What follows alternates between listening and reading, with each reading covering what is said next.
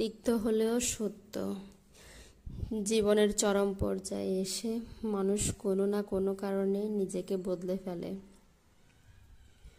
ইচ্ছে করে হোক কিংবা অনিচ্ছাকৃত।